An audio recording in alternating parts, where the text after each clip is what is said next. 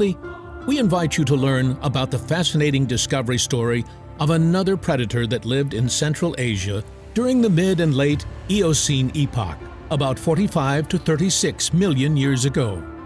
The world learned about Andrusarchus from a skull discovered in Mongolia. It was found by an expedition led by the American scientist, paleontologist Roy Chapman Andrews in Inner Mongolia in 1923.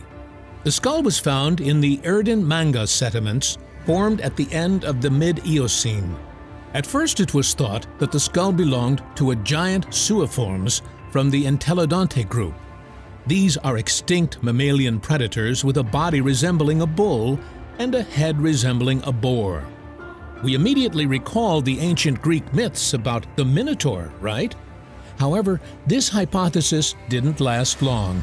A year later, the above-mentioned paleontologist Henry Fairfield Osborn determined the found skull belonged to a predator from the family Mesoneichidae.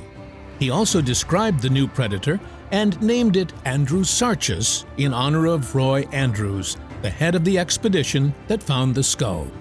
When reconstructing Andrusarchus, it was found that its body length was 3.8 to 4.5 meters, 12.5 to 13.1 feet, and its tail was 1.5 meters, 5 feet long.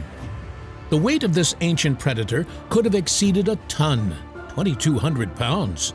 Considering that it had a skull 83 centimeters, 2.7 feet long, and 56 centimeters, 0.85 feet wide, we can consider Andrusarchus the largest terrestrial carnivorous mammal that ever lived.